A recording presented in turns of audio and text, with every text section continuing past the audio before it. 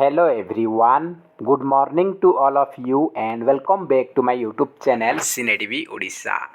आज आम ये भिडियो डिस्कसन करवा कि इंपोर्टेंट सोशल स्टडीज क्वेश्चन जहाँकि आपर SSB TGT exam most important रही डिस्कसन करवा history geography economics and political science question जहाँकि आपर सिलेबस रही ये हूँ मॉक टेस्ट नंबर 6 एम डिस्कसन करवा टोटल 50 क्वेश्चन आप आउट ऑफ 50 केते मार्क रखुंट कमेंट बॉक्स रे निहाती भाव जणाई पारे। तो स्टार्ट करवा प्रथम क्वेश्चन सहित फास्ट क्वेश्चन रही which of the sets of articles deals with emergency provision।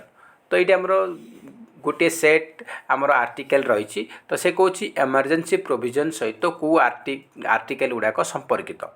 तो आमर एमरजेंसी प्रोविजन 3 टाइप अच्छी आमर नेशनल एमरजेंसी अच्छी स्टेट एमरजेंसी अच्छी फाइनेंशियल एमरजेंसी अच्छी। तो कौटा रिलेटेड अटे को आर्टिकलटा तो आमर ऑप्शन नंबर सी हो करेक्ट आंसर आर्टिकल 352 ये हूँ आमर नेशनल नेशनल एमरजेंसी रही आर्टिकल 356 ये स्टेट एमरजेंसी रही आर्टिकल 360 यहाँ आपर कौन ना financial emergency.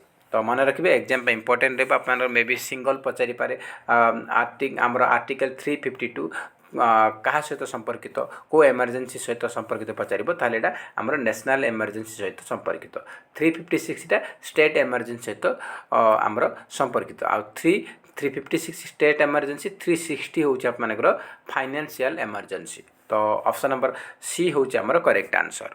Question number second who was the king during the French revolution. French revolution समय से किंग किए थे फ्रेंच रेवोल्यूशन समय किंग किए थे चार ऑप्शन रही नेपोलियन लुइस 15 लुइस 16 चार्ल्स 9। तो फ्रेंच रेवोल्यूशन समय राजा थे किए लुइस 16 ऑप्शन नंबर सी हम correct answer Louis 16। Next question रही who was the US president during world war 2। द्वितीय विश्वयुद्ध समय यूएस प्रेसिडेंट किए थे अमेरिकार प्रेसिडेंट किए थे। तो आमर 4 ऑप्शन रही Winston Churchill Joseph Stalin Franklin D Roosevelt Harry S Trueman.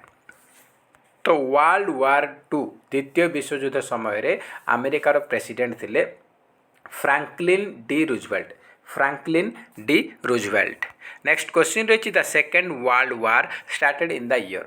द्वितीय विश्वयुद्ध केबे आरंभ होता आमर द्वितीय विश्वयुद्ध को वर्ष आरंभ होता ना सेकेंड वर्ल्ड वार आमर आरंभ होता 1939 रे 1939 मसीह आरंभ होता।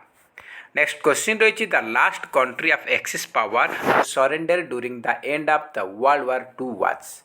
से कहे आमर जो द्वितीय विश्वयुद्ध समय एक्सिस पावर रे 3टा कंट्री थिले।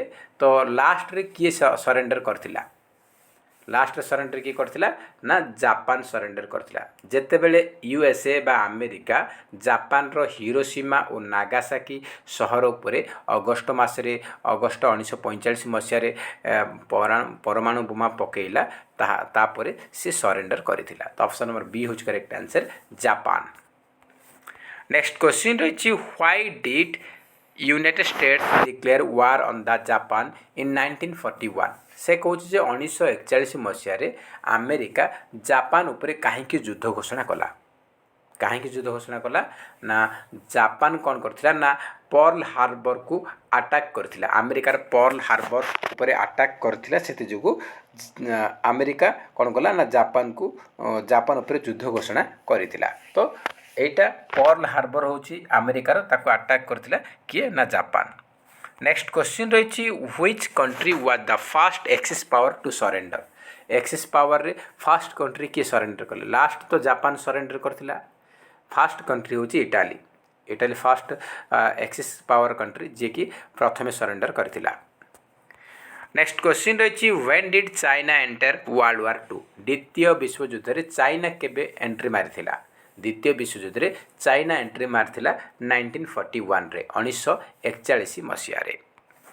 नेक्स्ट क्वेश्चन रही why do the flight jet aircraft prefer to travel by stratosphere. से कहूँ स्ट्राटोस्फियर रे आमर फ्लाइंग जेट गुड़ाक रही एयरक्राफ्ट गुड़ाक ट्रैवल करने कहीं प्रिफर करुछंती। तो ये आम चारिटा ऑप्शन रही मुझे डायरेक्ट आंसर कही रखुच्छी जो मैंने जानी कमेंट बॉक्स में निहत जन पारे। तो आमर स्ट्राटोस्फियर रे आमर फ्लाइंग जेट एयरक्राफ्ट आमर ट्राभेल करुच्ची प्रिफेयर कर कहीं से एरिया रे आमर कौन भी क्लाउड्स ना कि आमर अन्य वेदर फेनोमेना ना the absence of clouds and other weather phenomena आमर जलवायु कणिका ये सब आप जो क्लाउड एगुड़ाक आमर स्ट्राटोस्फियर रे न थाए से जो से एरिया रे आमर एयरक्राफ्ट गुड़ाक ट्राभेल करियारे किसी असुविधा हुए ना तो से प्रिफेर कराए स्ट्राटोस्फियर को ऑप्शन नंबर बी हूँ करेक्ट आंसर। नेक्स्ट क्वेश्चन रही who was the leader of Bolshevik party in Russian revolution Russian revolution आमर सिलेबस रे अच्छी रशियन रेवोल्यूशन समय रे आमर बोल्शेविक पार्टी लीडर किए थे बोल्शेविक पार्टी लीडर थे किए ना या भीतर आमर थे Lenin Lenin option number C हूँ correct answer Lenin. Next question रही Pulakeshin two pose to a great threat to Harshavardhan near Narmada river which dynasty does Pulakeshin two belongs तो से कहे पुलकेशिन टू हर्षवर्धन को बहुत बड़ भयभीत कराई आउ परास्त करते नर्मदा नदी निकट में भयभीत करते हर्षवर्धन को परास्त करते तो पुलकेशिन टू कौ डायनेस्टी बिलोंग कर Pulakeshin two Chalukya dynasty belong कर चालुक्य डायनेस्टी बिलोंग कर से हर्षवर्धन को परास्त करते ऑप्शन नंबर डी हूँ करेक्ट आंसर चालुक्यस। नेक्स्ट रही Taj Mahal is situated at which of the following places ये क्वेश्चन आमर CHT 2021 रे आसीथिला तो आप इजी क्वेश्चन मत पचारुची कि हार्ड क्वेश्चन मत पचारुची तो ताजमहल कौटी अच्छी ताजमहल आमर कौटी अच्छी आग्रा रे अच्छी यूपी रो आग्रा रे अच्छी ऑप्शन नंबर सी हूँ करेक्ट आंसर। नेक्स्ट क्वेश्चन रही earth is round and rotates on its axis who gave this theory आमर एर्थ हूँ राउंड गोलाकार पृथ्वी आउ सी तार कक्षपथरे तार एक्सिस रे सी रोटेट करुच्ची परिभ्रमण करुच्ची यही थ्योरीटा किए देथिले तो यही थ्योरी देथिले आमर किए ना यही थ्योरी देथिले आर्यभट्ट बा आर्यभट्ट एटा को देथिले ऑप्शन नंबर ए हम आमर करेक्ट आंसर। नेक्स्ट क्वेश्चन रही who abolished the group of 40 which was introduced by Iltutmish तो देखो ग्रुप ऑफ 40 यहाँ गोटे आपको इंट्रोड्यूस करते किए इल्तुतमिश इंट्रोड्यूस करते किंतु सीटा किए आबोलिश कर ग्रुप ऑफ 40 को किए हटई आबोलिश किए करते पचारि तो आबोलिश करते किए बलबन ऑप्शन नंबर बी हूँ करेक्ट आंसर बलबन।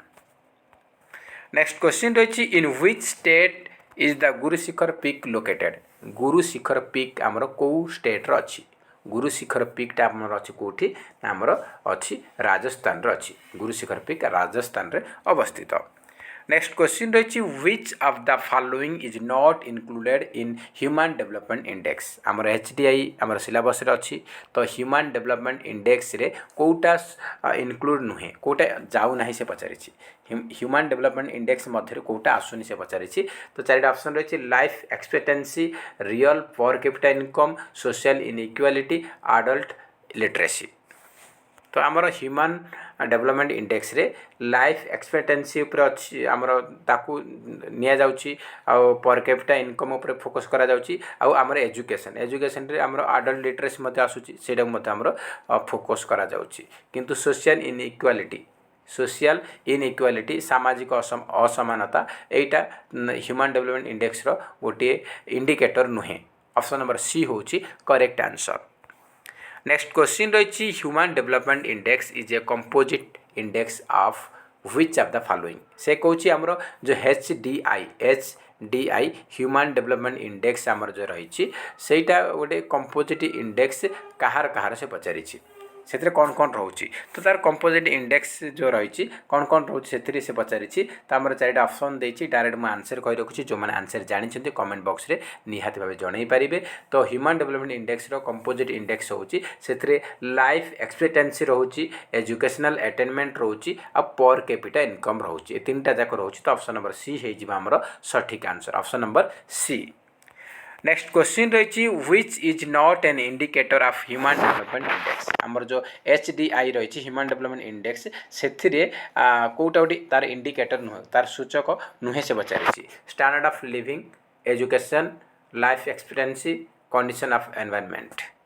तो ह्यूमन डेवलपमेंट इंडेक्स रो इंडिकेटर कोटा नुहे, स्टैंडर्ड ऑफ लिविंग एटा तो तार इंडिकेटर अटे, एजुकेशन भी जाउची और लाइफ एक्सपेक्टेंसी मते जाउची, किंतु कंडीशन ऑफ एनवायरनमेंट एटा तार इंडिकेटर नुहे। ऑप्शन नंबर डी होउची हमर करेक्ट आंसर। तो आपने ह्यूमन डेवलपमेंट इंडेक्स को आपने देखी ने कहीं आप ह्यूमन डेवलपमेंट इंडेक्स उपर क्वेश्चन आसाला 2021 मसीह जो आसाला से 2010 केते तार 2010 मसीह ह्यूमन डेवलपमेंट इंडेक्स रे इंडिया रैंक केते पचारि, तो आपको 2010 रु नहीं कि 2023 पर्यंत देखने कौ वर्ष इंडिया केते रैंक थिला। कहीं 2010 पचारि आपको 2021 जब एग्जाम होता से 2010 तार इंडेक्स उपर पचारि आउ आप ह्यूमन डेवलपमेंट इंडेक्स उपर आप प्रति वर्ष क्वेश्चन आसूची और आप 2019 केबे 2019 केते पचारि गोटे वर्ष आ 2010 के आसाला से पचारि 2022 आम पचारि 2019 इंडेक्स रे केते थिला आ 2021 जो एग्जाम होता से पचारि 2010 ह्यूमन डेवलपमेंट इंडेक्स रे इंडिया रैंक केते आउ एटा को किए रिलीज करुच्ची या पर मते क्वेश्चन पचारुची। तो आपन पूर्व मते मु जणई थिली आउ आपन को एबे मते कहि रखुची आपनकर 2021-22 रे इंडिया रैंक केते पचारिबो 132 थिला इंडिया रो रैंक। तो एटी हमर कोन हबो ना एटी आपनकर ऑप्शन नंबर डी होची सठिक आंसर। नेक्स्ट क्वेश्चन रही where did Netaji Subhash Chandra Bose established provisional government of free India. से कहूँ जे नेताजी सुभाष चंद्र बोस कौ देश रे स्थापना करथिले provisional government of free India, कौ देश स्थापना करथिले ना एटा स्थापना करथिले से कोठी ना सिंगापुर रे। ऑप्शन नंबर ए होची correct answer Singapore. Singapore jail रे हमर जो माने थिले से मानकु नै से बनै थिले गोटे टीम बनै आमर provisional government of free India पाई। नेक्स्ट रही in the Indian constitution which article is known as the soul of Indian constitution. से कहूँ या भर कौ आर्टिकलटा भारतीय संविधान आत्मा, सोल ऑफ इंडियन कॉन्स्टिट्यूशन कौटा ना आमर आर्टिकल 32। यहाँ मोस्ट इंपोर्टेंट ए क्वेश्चन बहुत बार रिपीट हो विभिन्न एग्जाम पचार। तो आर्टिकल 32 हूँ इंडियन कॉन्स्टिट्यूशन रो सोल। नेक्स्ट क्वेश्चन रही if the president of India wants to resign he has to address the letter of resignation to the. से कहूँ जदि भारतर राष्ट्रपति रिजाइन देवाक चाहूँगी ताहले से का पाखक लेटर लिखिबे, तांकर रेजिग्नेशन लेटर बा त्यागपत्र का पाख का एड्रेस रे लिखिबे। तो का पाखु लिखिबे जदि प्रेसिडेंट चाहूँगी से रिजाइन देवाई ताहले से का पाखु लिखिबे ना भाइस प्रेसिडेंट पाखक से लेटर लिखिबे निजर रेजिग्नेशन पाई त्यागपत्र पाई। ऑप्शन नंबर सी होज correct answer vice president. Next question रही in which book it is mentioned that Mauryan society had been divided into 7 classes. से कहूँ कौ पुस्तक रे लेखा जाइछि जे मौर्य सोसाइटी डिवाइड होता 7 क्लासेस रे, 7टी क्लासेस रे डिवाइड होता। यहाँ कौ पुस्तक रे लेखा जाइछि ना एटा लेखा जाइछि इंडिका रे लेखा जाइथिला, इंडिका जे कि मेघास्थिनी सेटा को लिखिथिले। नेक्स्ट क्वेश्चन रही to support which particular movement Gandhiji started non cooperation movement in 1920। 1920 मसीह आमर नॉन कोऑपरेशन मूवमेंट को लॉन्च करथिले कौ मूवमेंट को सपोर्ट करिया गांधीजी। तो कौ मूवमेंट को सपोर्ट करिया गांधीजी 1920 रे नॉन कोऑपरेशन मूवमेंट स्टार्ट करथिले। तो कौ मूवमेंट पाई ना खिलाफत मूवमेंट को सपोर्ट करिया पाई गांधीजी नॉन कोऑपरेशन मूवमेंट को स्टार्ट करथिले 1920 मसीह रे। ऑप्शन नंबर बी होज करेक्ट आंसर खिलाफत मूवमेंट। नेक्स्ट क्वेश्चन रही what was the human development in rank of India in 2021-22। तो 2021-22 रे इंडिया रो रैंक केते थिला ह्यूमन डेवलपमेंट इंडेक्स रे HDI ह्यूमन डेवलपमेंट इंडेक्स रे इंडिया रो रैंक केते थिला से पचारिछि। इंडिया रैंक थिला 132। तो आपने 2010 रु नहीं कि 2023 पर्यंत देखिले एग्जाम रे किसी भी क्वेश्चन पचारि पारे। आमर करेन्ट अफेयर सेक्शन रे क्वेश्चन आसुची तो आप समस्त जानी। नेक्स्ट क्वेश्चन रही which of the following layer experiences most of the weather phenomena takes place. तो से कहूँ कौ लेयर रे कौ स्तर रे आमर आमर जो वेदर फेनोमेना अधिक देखा जाए आमर पाणीपाग विषय आम अधिक से जना पड़े कौटी ना आमर ट्रोपोस्फियर ऑप्शन नंबर ए हूँ correct answer troposphere. Next question रही हु रोट फतुआत इ फिरोज शाह फतुआत इ फिरोज शाह पुस्तक किए लिखिते यहाँ लिखिते किए ना आप फिरोज शाह तुगलक किए लिखिते फिरोज शाह तुगलक लिखिते। नेक्स्ट क्वेश्चन रही in which year were the fundamental duties added in part 4A of the constitution of India से कौची आम कौ वर्ष फंडामेंटल ड्यूटीज को एड करा जायतिला पार्ट 4A रे भारत संविधान रो पार्ट 4A रे कौ वर्ष ना 1976 रे केबे 1976 रे। नेक्स्ट क्वेश्चन रही who wrote a book describing the theory of economic drain of India during British rule. Who wrote a book describing the theory of economic drain of India during British rule? तो से कौच जे या एमानक मध्य किए economic drain of India during British rule पुस्तक बा theory को describe करथिले तो किए लिखिथिले पुस्तक एडा लिखिथिले किए ना हमरो Dadabhai Naoroji. Next question रही which of the following articles of Indian constitution deals with the right to freedom of religion right to freedom of religion आमर भारतीय संविधान रो को आर्टिकल रे लेखा जाइछि बा मेंशन रही तो आर्टिकल नंबर केबे केतेरे ना आर्टिकल नंबर 25 टू 28 25 26 27 एंड 28 रे मेंशन रही right to freedom of religion.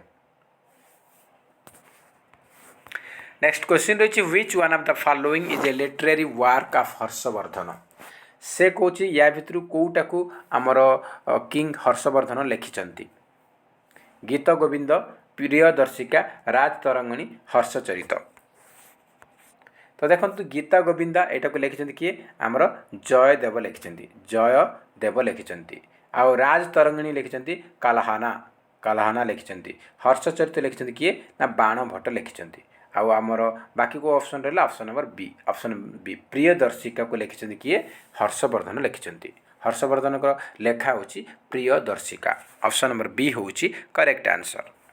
Next question रही which article of Indian constitution grants to the establishment of supreme court से कौची को आर्टिकलटा भारतीय संविधान रो सुप्रीम कोर्ट स्थापना पाई मंजूरी देइथिला सुप्रीम कोर्ट स्थापना पाई मंजूरी प्राप्त करथिबा भारतीय संविधान आर्टिकल होची article number 124 option number D होची correct answer.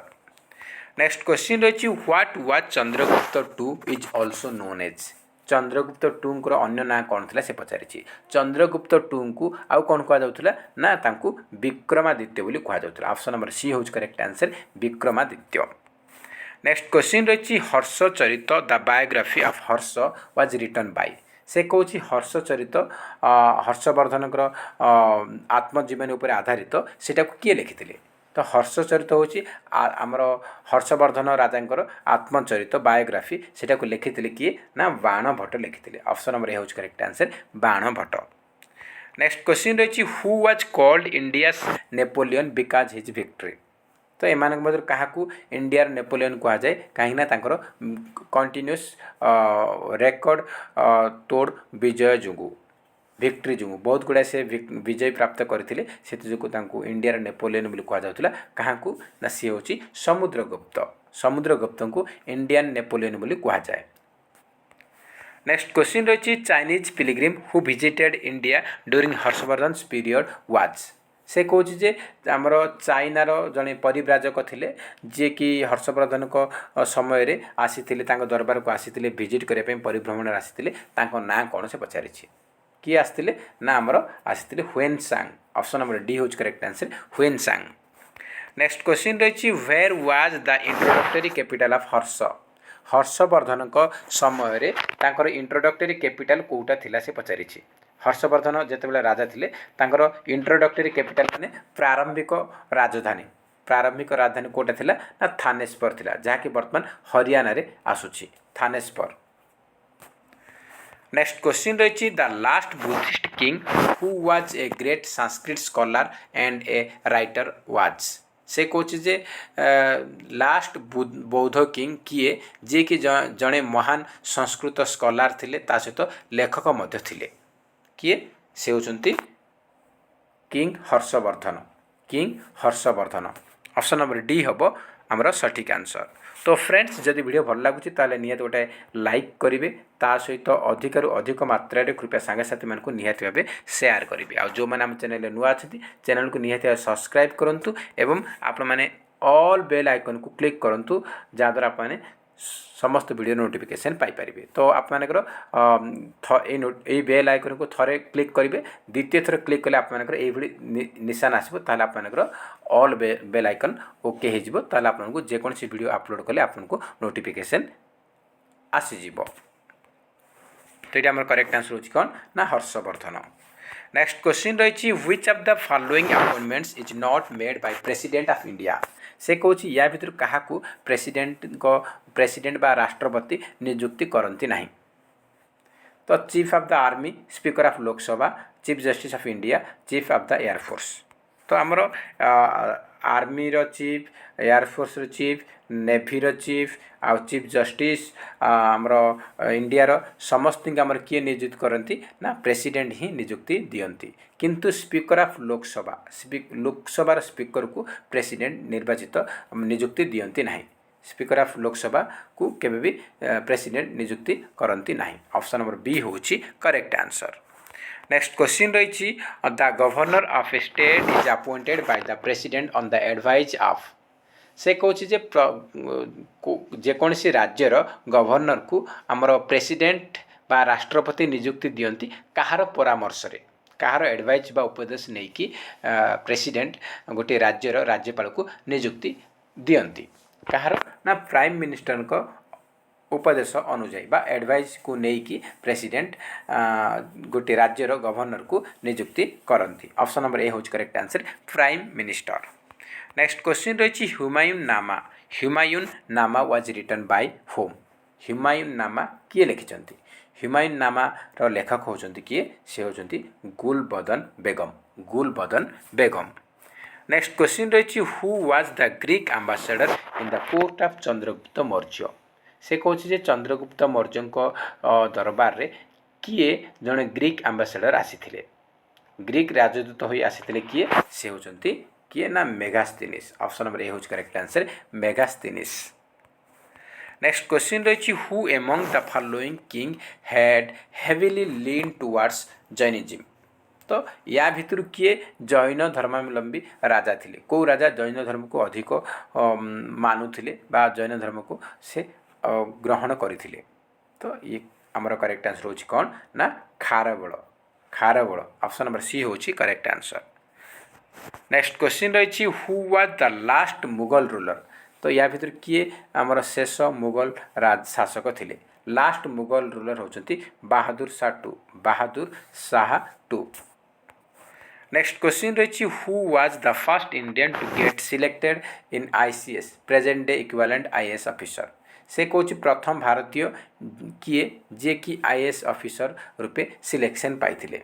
Fast IAS officer India होचंती Surendranath Banerjee. Surendranath Banerjee. Option number A आमर करेक्ट आंसर। नेक्स्ट रही Adhai Din Ka Jhonpra built by Qutbuddin Aibak is located in. से कौच जे अढ़ाई दिन का झोपड़ा एटा को किए निर्माण करथिले ना एटा को निर्माण करथिले कुतुबुद्दीन ऐबक। तो यहाँ कौ जगार अच्छी एटा कौटी अच्छी ना आजमेर रही कौटी आजमेर। ऑप्शन नंबर बी होची correct answer Ajmer.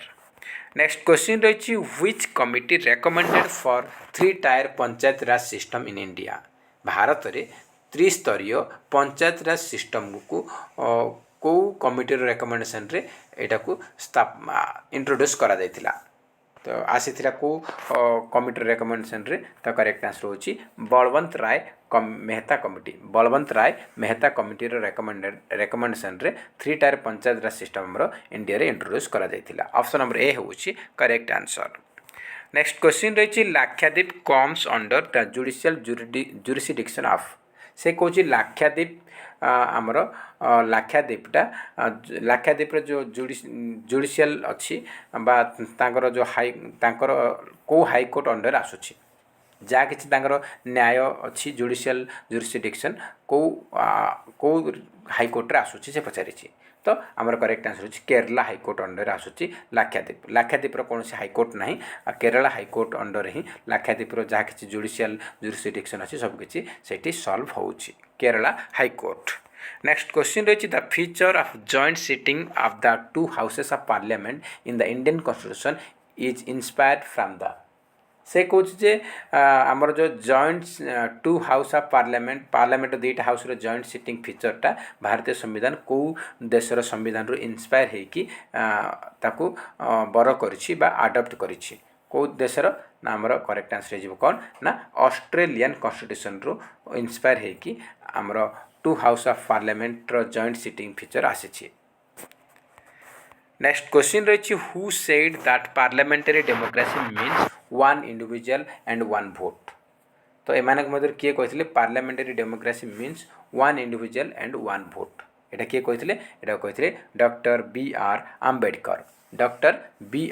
Ambedkar next question रही आज लास्ट क्वेश्चन होची the salary of president of India is paid from से कौच जे आमर भारतर राष्ट्रपति सैलरी कौटी पेड हुए कौठार से पाए तो प्रेसिडेंट ऑफ इंडिया रो सैलरी पेड हो कौठू ना आमर कंसोलिडेटेड फंड रु से दरमा पाई थाए ऑप्शन नंबर डी होची करेक्ट आंसर। तो फ्रेंड्स ये थिला आपण माने टोटल 50 क्वेश्चन हम डिस्कशन कले आपण आउट ऑफ 50 केते स्कोर रखिचंती कमेंट बॉक्स रे निहाती भाबे जणाई पारिबे जदि वीडियो भल लागुची ताल निहाती गोटे लाइक करिवे ता सहित अधिकार अधिक मात्रा रे कृपया संग साथी मानकु निहाती भाबे शेयर करिवे आ जो माने हम चैनल रे नुआ अछंती चैनल को निहाती सब्सक्राइब करंतु एवं ता पाखरे थिबा ऑल बेल आइकन को क्लिक करंतु जहा द्वारा आपण माने समस्त वीडियो रो नोटिफिकेशन पाई पारिबे। तो फ्रेंड्स नेक्स्ट टाइम डिस्कसन करिबा आमर आसंता काली आमर इंग्लिश ग्रामर पर डिस्कसन करिबा ता सहित आपनकर पेडागोजी क्वेश्चन डिस्कसन करिबा। तो फ्रेंड्स जय हिंद जय जगन्नाथ।